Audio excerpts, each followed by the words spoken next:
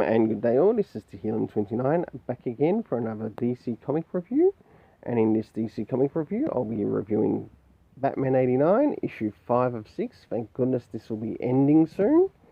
And last but not least, I will be reviewing Flashpoint Beyond, issue 0. So, jumping to first things first, Batman 89, which will be reviewed. So, first question, does this cover in any way, shape or form connect to something that's happening inside of the story? Not all that much, even though you do get to see the character of Selina Kyle, Catwoman, in this.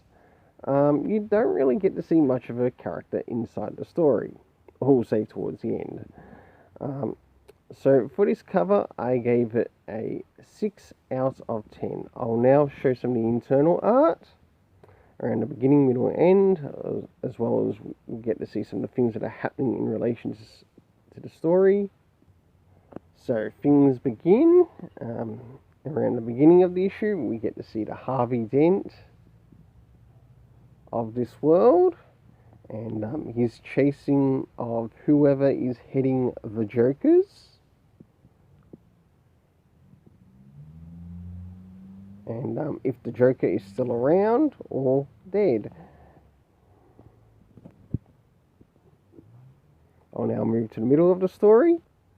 As things advance in the story, we finally get to see Batman doing some form of investigation, as well as coming up against some of the crims, and finally back to the Batcave.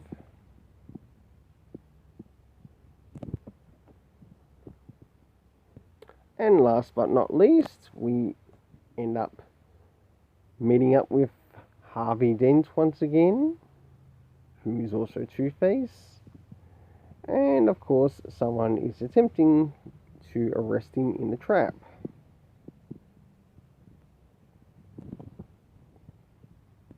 So, for the internal art, I gave it a 6 out of 10. Now it's time to move into the story.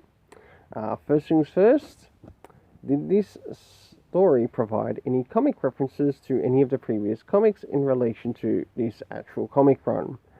No. Not at all. What about time? Did we get any time references as to when things were taking place? No, not at all. Moving into the next location, of course we know this takes place in Gotham. About the only other additional thing we did find out was things were happening in downtown Gotham at the Double A line. The cast of characters consisting of Two-Face, Barbara, Batman, of course the new Robin, Alfred, and last but not least, Selina Kyle. The overall story rating for this, I gave a 6 out of 10. I think I'd rather pick up the original trade instead of this one. At least in the original, we did get to see Batman be a part of his own story, unlike somewhat this one. I'll now move to reviewing Flashpoint Beyond, issue 0. So, jumping into Flashpoint Beyond, issue 0, starting off with first things first. The cover. Does this cover in any way, shape or form connect to something that's happening inside of the story? And sure enough it does. To which I give the cover a 7.5 out of 10. I'll now go into showing the internal art, as well as looking at some of the things that are happening inside of the story. And we'll have a look at some of the art around the beginning, middle, end, as usual. And as things begin, we are at one of the Time Masters HQ, and we've got Batman on the scene. And along with Batman is also Mime and Marionette. Even though they're not seen in this panel, they are actually seen further on. Jumping a little bit further in the story, and we get to see the Flashpoint world having to do with Thomas Wayne.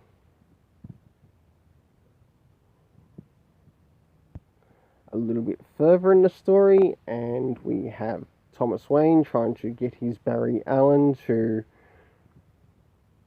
well, become the Flash of this world. But I've got a bit of a thought and theory as to what has actually happened here. Even though, yeah, the character is said to have died, and I know some sources say that he has, I'm willing to bet that this one might have actually survived at this time. And I'm willing to be proved wrong. And last but not least, the art towards the end in regards to the epilogue. And of course we get the epilogue in relation to the Flashpoint universe. And last but not least, the epilogue into the main universe of DC Comics. And this is something I really like that's being shown to us, and it gives a better understanding as to what's presently being shown in the comics.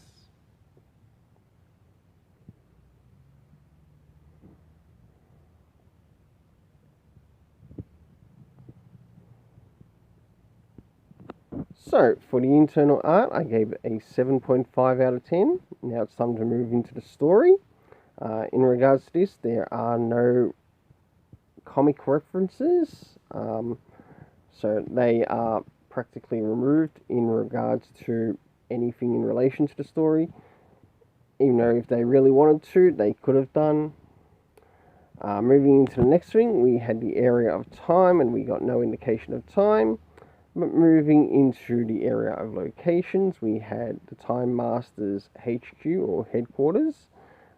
And we also had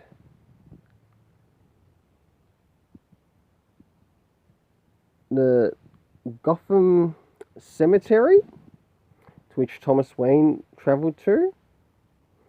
The cast of characters consisted of the Batman of, well, both worlds, the Thomas Wayne one, and of course Bruce Wayne himself. We also had Mime and Marionette. We also had Barry Allen. We also had an assassin connected to Aquaman. And I think that's pretty much about all character-wise. Overall, I gave this story a 7 out of 10. Until then, let's keep it colourful and have yourself an awesome day.